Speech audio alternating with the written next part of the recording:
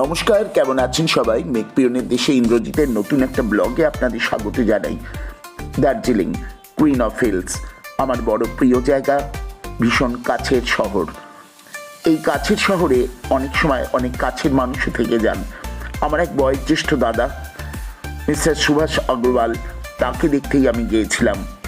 উনি অসুস্থ, তাই শুধুমাত্র মনের টানে আর পাহাড়ের মানুষের টানে আমি গিয়ে হাজির হয়েছিলাম তিস্তা হোমস্টেতে।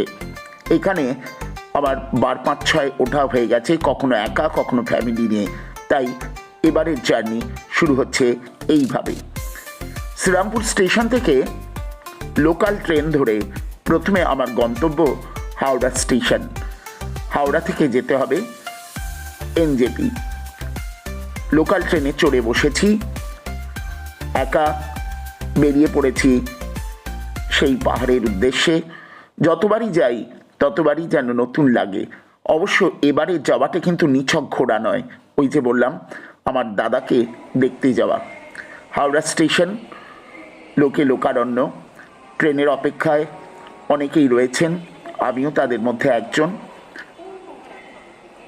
এনকোয়ারিতে জানতে পারলাম যে 9 নম্বর প্ল্যাটফর্ম থেকে 15961 হাওড়া কামরূপ এক্সপ্রেস ঠিক সন্ধ্যে 6:30টায় ছাড়বে।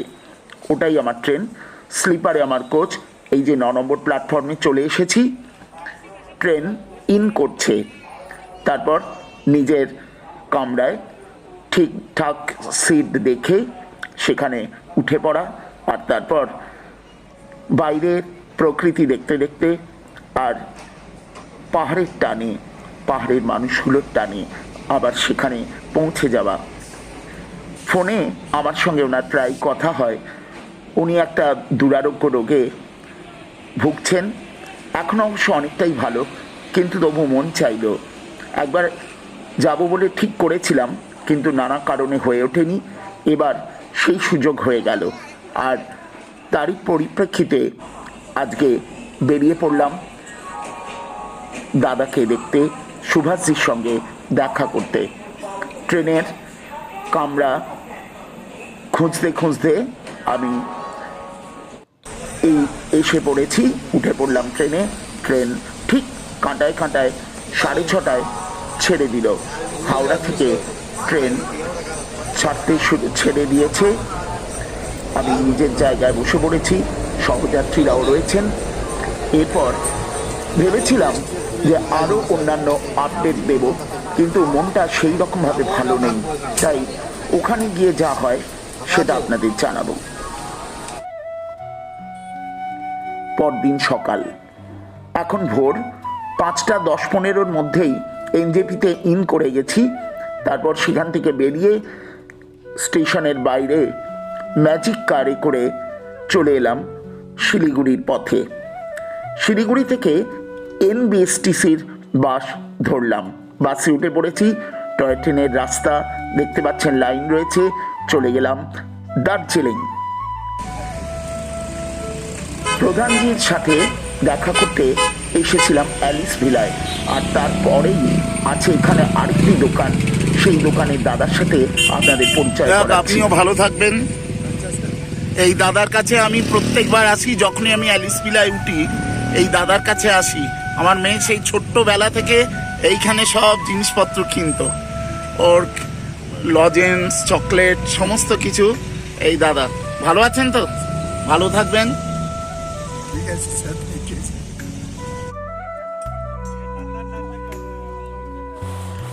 ম্যাল বা মল দার্জিলিংয়ের একদম প্রাণকেন্দ্র। Chalet hotel, Oxford book house, horse riding, আর মানুষের এই জায়গায় বসে রোদ পোহানো, মেঘ পাহাড়ের লুকোচুরি খেলা এখানে বসেই দেখতে পাওয়া যায়। আর সারি সারি পাইনের মাথা তুলে দাঁড়িয়ে থাকা অনেক অনেক দিন ধরে। আমার যখন প্রথম বেড়ানো শুরু হয়েছিল তার জায়গা কিন্তু এই দার্জিলিং। তারপর সেই দার্জিলিংকে কেমন করে না জানি ভালোবেসে ফেলেছিলাম। তাই আজকে এখন মধ্য বয়সে এই জায়গায় বারবারই ছুটে আসি। আর এখানকার পরিবেশ, এখানকার মানুষজন আর অবশ্যই প্রকৃতি ভীষণভাবে টানে। এই দার্জিলিংয়ের মেলে কত সাক্ষী, কত ঘটনার সাক্ষী যেমন ব্যক্তিগতভাবেও রয়েছে, তেমনি বাংলা চলচ্চিত্র থেকে শুরু করে অনেক ওটিটি প্ল্যাটফর্মের বিভিন্ন সিনেমা, সিরিয়াল এই দার্জিলিং মেলেতেই শুটিং করা হয়েছে। সত্যজিৎ রায়ের কাঞ্চনজঙ্ঘা বা হিন্দি ছবি বরফি থেকে শুরু করে আরও অনেক পরিণীতা, এসব তো আছেই। যাই হোক, কথায় কথায় এখন দুপুর গড়িয়ে গেছে, আমি চলেছি ওই দ্য স্টুডিওর দিকে, গ্লেনারিজের দিকে। প্রধানজির সঙ্গে দেখা করে অ্যালিস ভিলা থেকে এখন বেরিয়ে পড়লাম। ম্যালের চারপাশটা একটু ঘুরে এখন যাচ্ছি ওই দ্য স্টুডিওর রাস্তায়, যেখানে পড়বে গ্লেনারিজ, কেভেন্টার্স। এ তো আমাদের সবারই খুব চেনা রাস্তা, তবু আমার কাছে যেন বারবার এই দার্জিলিং নতুন রূপে ধরা দেয়।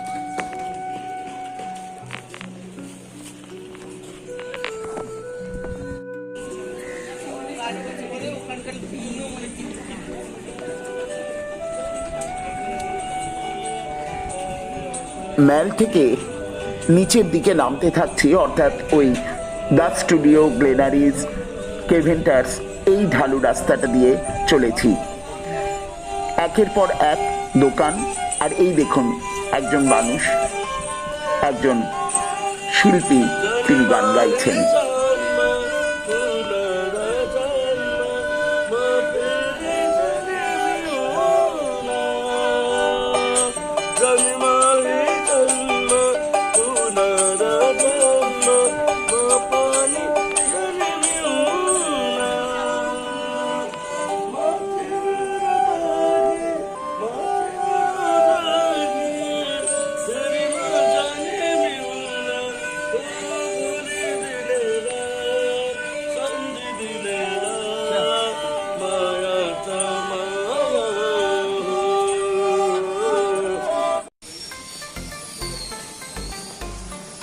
দার্জিলিংয়ের ফ্লুরিজ।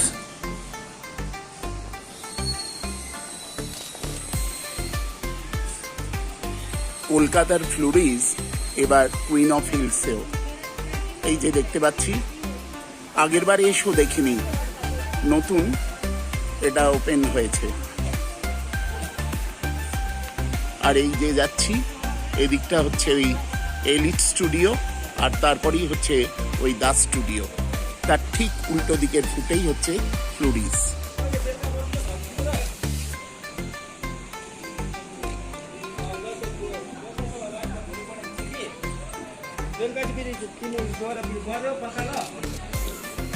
এই দ্য স্টুডিওয়ে কত ছবি রয়েছে। আগেকার দিনে ছবি তোলাটা একটা বিরাট আর্ট ছিল, এখন তো সবার হাতে আইফোন রয়েছে এবং স্মার্টফোনের দৌলতে প্রত্যেকেই ছবি তোলে, কিন্তু সেই সব ছবির কিছু স্মৃতি, কিছু পুরনো দলিল বলবো এই দ্য স্টুডিওতে রয়েছে। এরপরেই হাঁটতে হাঁটতে চলে যাচ্ছি গ্লেনারিজের দিকে। গ্লেনারিজের কাছেই আরও অন্যান্য সব দোকান হয়েছে। এই যে গেটটা, এটা দিয়ে গ্লেনারিজের দোতলাটায় যাওয়া যায়, ক্যাফেটেরিয়ায় ওপরে যে অংশটা রেস্টুরেন্ট, সেখানে যাওয়া যায়। আর এই যে হোপ লেখা আছে, আর এর পাশেই হচ্ছে সেলফি জোন। দার্জিলিংয়ে বেড়াতে এসে প্রত্যেকে অন্তত এখানে একবার না একবার ছবি তুলবেই, আমিও তার ব্যতিক্রম নই। যাই হোক, আর কিছুদিন পরেই বড়দিন, আর সেই হিসেবেই দার্জিলিং তার নিজের মতো করে সেজে উঠছে। এত কাছে যখন গ্লেনারিজের এলাম, একবার ভেতরটায় ঢুমেরে দেখাই যাক। তাই কেএফসির মায়া ত্যাগ করে শেষ পর্যন্ত গ্লেনারিজেরই আকর্ষণে পৌঁছে গেলাম গ্লেনারিজের অন্দরমহলে। চলুন আমার সঙ্গে আপনারাও চলুন। এই দেখুন কত রকমের কেক, পেস্ট্রি, আরও সব নাম না জানা নানা রকম স্ন্যাক্স এখানে থরে থরে সাজানো রয়েছে। তাই লোভ আর সামলাতে পারলাম না, ভেতরে ঢুকে পড়ছি। দরজা খুলে ভেতরে এলাম। এখন দুপুর, তাই ভিড় একদমই প্রায় নেই বললেই চলে। ঘুরে ঘুরে আপনাদের তাই একটু দেখাচ্ছি। কেকের গন্ধে আর পেস্ট্রির গন্ধে একেবারে ম করছে, একটা অ্যাম্বিয়েন্সটাই আলাদা। তারপর যদি এরকম হিল স্টেশন হয় তাহলে তো কথাই নেই।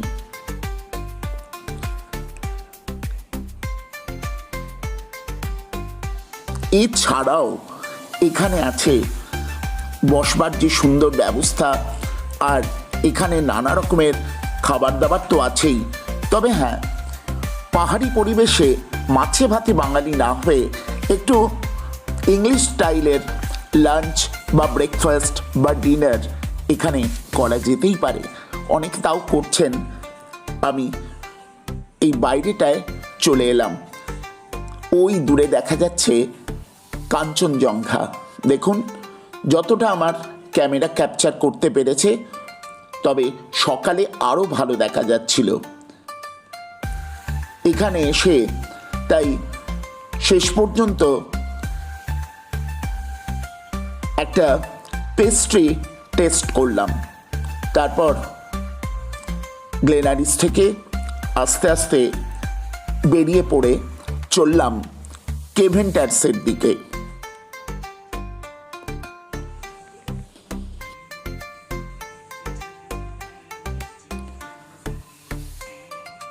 দারুণ সুন্দর এই গ্লেনারিজের অন্দর সজ্জা এবং বাইরের বসবার ব্যবস্থা। গ্লেনারিজে আরও কিছুক্ষণ থাকলে ভালো হতো, কিন্তু একা বলে আর মন চাইল না। হাঁটতে হাঁটতে বেরিয়ে পড়েছি। এই দেখুন, উল্টো দিকের দেওয়ালগুলোতে কি সুন্দর কারুকার্য করা, মুরালের কাজ করাও রয়েছে, তারপর ছবিও আঁকা রয়েছে। এইসব দেখতে দেখতে সেই চিরচেনা পথ যেন নতুন নতুন করে আমার কাছে হাজির হতে লাগলো, আর আমি ঘুরে ঘুরে একটু তা দেখতে লাগলাম। কেভেন্টার্সে গেলাম, সেখান থেকে সফটি টেস্ট করে বেরিয়ে পড়লাম। আজকে তিস্তা হোমস্টেতে সুভাষজি নিজে আমাকে খাবার সার্ভ করে দিচ্ছেন। এইরকম একটা দাদা আমি পেয়েছি।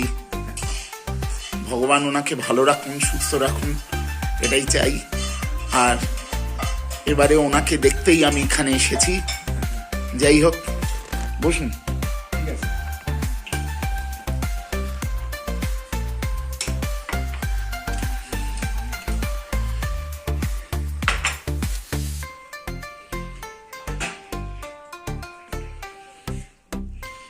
एक एक रान्नार पद उनी। ये तो भिंडी है, ये क्या है दादा? करेला। करेला, अच्छा। सलाद, पापड़। एक मिनट, अभी दाल आ रहे हैं और पनीर आ रहा है, राइस आते हैं। लो।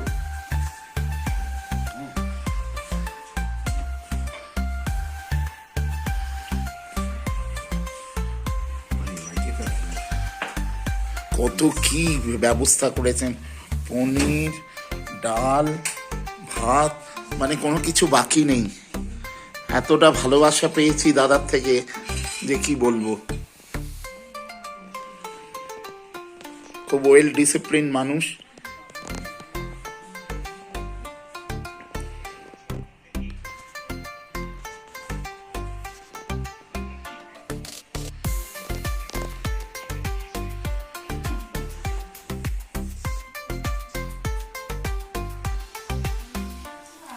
এখন এখানে প্রায় 5 ডিগ্রি সেলসিয়াস। সুভাষজি আমাকে খেতে দিলেন। আপনি একটু ধরুন।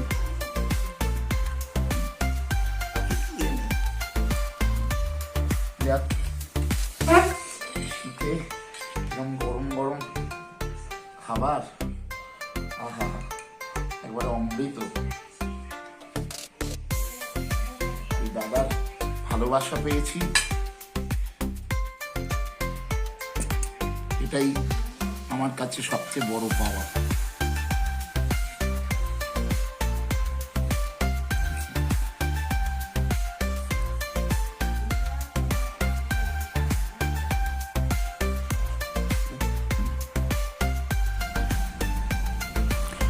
সুভাষজির কাছে একটা দিন কাটিয়ে বেরিয়ে পড়লাম তিস্তা হোমস্টে থেকে পরদিন সকালবেলা। শেয়ার ক্যাব ধরে চলে যাব চকবাজার। এখন সেই গাড়িতেই চলেছি।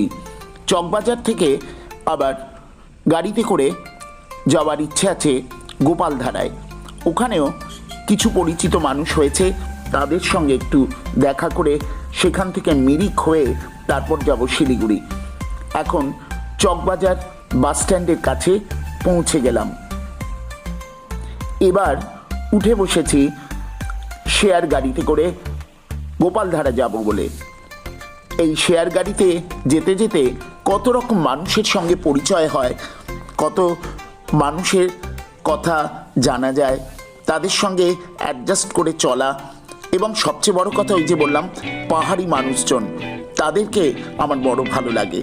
তাদের সাথে গল্পগুজব করতে করতে এবং তাদের সঙ্গলাভ করতে করতে পৌঁছে গেলাম গোপালধারায়। গোপালধারার প্রায় কাছেই চলে এসেছি। এখানে সেপ্টেম্বর মাসে এসেছিলাম আমি, মৌ, দিয়া। গোলপাহাড় টি এস্টেটের হোমস্টেতে উঠেছিলাম। এই যে এসে গেছি একদম এই মখমলি হোমস্টের কাছে। আর একটুখানি গেলেই গোলপাহাড় টি এস্টেট।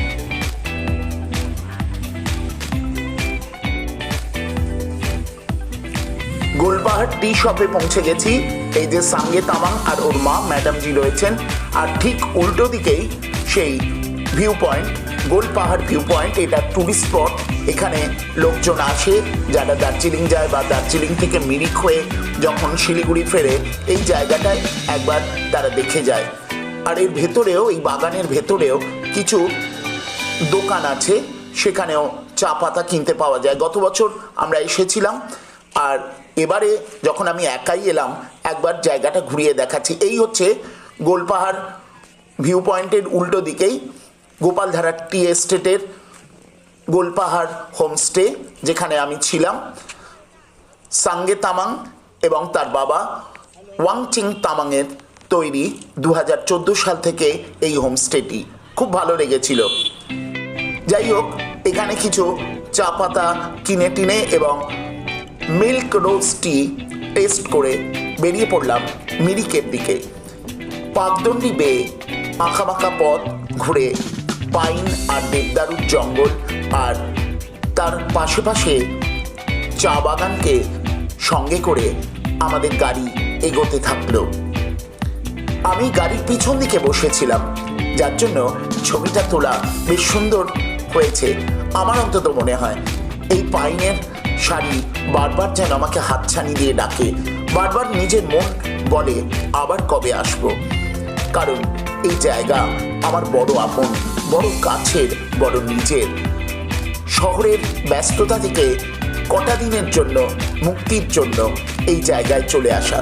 তবে এবারে আমার ব্লগটা কিন্তু শুধুমাত্রই সুভাষজিকে কেন্দ্র করেই, ওনাকে দেখতে আসাটাই আমার কাছে প্রথম প্রায়োরিটি ছিল। কিন্তু তার পাশাপাশি এই পরিবেশ, তাকে উপেক্ষা কি করা যেতে পারে? তাই তারই টানে তো এখানে আসা। এই পাহাড়ি রাস্তা, পাশে চৌখুপ্পি ঘরগুলো, রঙিন রঙিন ঘরবাড়ি, আর মাথা তুলে দাঁড়িয়ে থাকা কালের সাক্ষী হয়ে পাইনের জঙ্গল, দেবদারু, দেওদারের গাছ আর চা বাগান বড্ড বেশি আপন করে নেয়, বড্ড বেশি কাছে টানে। আর গাড়ি এগিয়ে চলে নিজের মতো করে নিজের গন্তব্যে। মন বলে আবার আসবো, ফিরে আসবো, আবার আসবো ফিরে।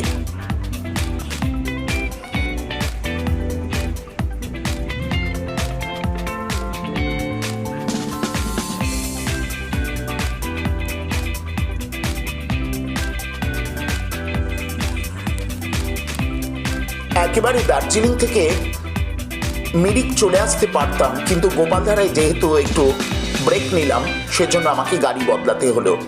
গোপালধারা থেকে আবার 50 টাকা দিয়ে আসতে হচ্ছে এই মিরিকে। আর মিরিক থেকে আবার পার হেড 200 টাকা শেয়ারিংয়ে চলে যাব শিলিগুড়ি। আর শিলিগুড়ি থেকে তারপর এনজেপি। যাই হোক, এখনও সেই মিরিকের পথেই চলেছি।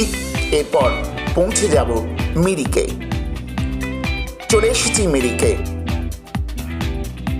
এখন মিরিক লেকের সামনে দাঁড়িয়ে আছি, আর এই হচ্ছে ট্যাক্সি স্ট্যান্ড। এখান থেকেই আবার এই গাড়িটা পেলাম। এই গাড়িতে শেয়ারে পার হেড 200 টাকা করে এখান থেকে শিলিগুড়ি যাব।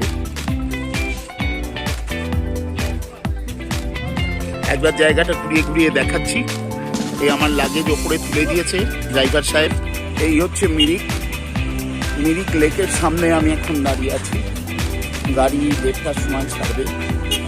তারপর এখান থেকে দেখছি 46.3 কিলোমিটার শিলিগুড়ি, সেখানে যাব।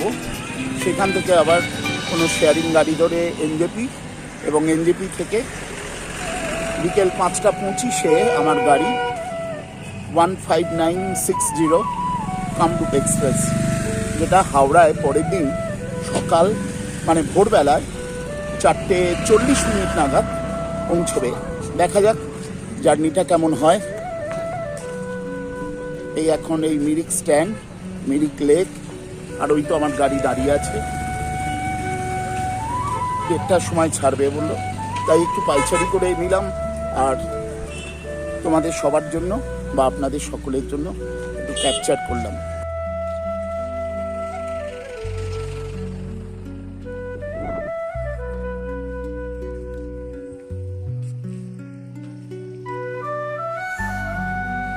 এই মিরিকের লেকে মানুষ বোটিং করে, তারও ব্যবস্থা আছে। তাছাড়া আরও অন্যান্য রাইডও রয়েছে, সেগুলো এখানে ট্যুরিস্ট স্পটে ট্যুরিস্টরা এসে করে থাকে। যাই হোক, আর ওই যে লেকটা রয়েছে ওর উল্টো দিকেই যেতে গেলে আপনাকে একটা পুল পেরিয়ে যেতে হবে। সেখানে নানা রকম রাইডিংয়ের ব্যবস্থা আছে, সেগুলো আপনি দেখতে পারেন। এই দেখুন একটা নাগরদোলা রয়েছে। যাই হোক, এখানে কিছুটা সময় কাটিয়ে আবার উঠে পড়লাম গাড়িতে। তাহলে একদিনের এই দার্জিলিং ট্যুর আপনাদের সামনে আমি তুলে ধরলাম। বিভিন্ন স্মৃতির মালাগাঁথা বলতে পারেন এই সংক্ষিপ্ত ব্লগটা। এটা আমার নিজস্ব একমাত্র উপলব্ধি। পাহাড়ি মানুষগুলো যেমন সাঙ্গে কিংবা সুভাষজি তো বটেই, আর আছেন অ্যালিস ভিলার প্রধানজি ধীরেন প্রধান, আর সবচেয়ে বড় কথা এখানকার প্রকৃতি। সব মিলিয়ে দার্জিলিং বড় কাছের, বড় আপন। তাই আমার ভালো লাগাটুকু তুলে দিলাম। এটা কোনো ইনফরমেটিভ ভিডিও বলে ভুল করবেন না, এটা আমার একান্তই ব্যক্তিগত ফিলিংস বলতে পারেন। সকলে খুব ভালো থাকবেন, সুস্থ থাকবেন, সাবধানে থাকবেন। সুভাষজি, প্রধানজি সকলেই ভালো থাকুন, ঈশ্বরের কাছে এই কামনা করি। নমস্কার।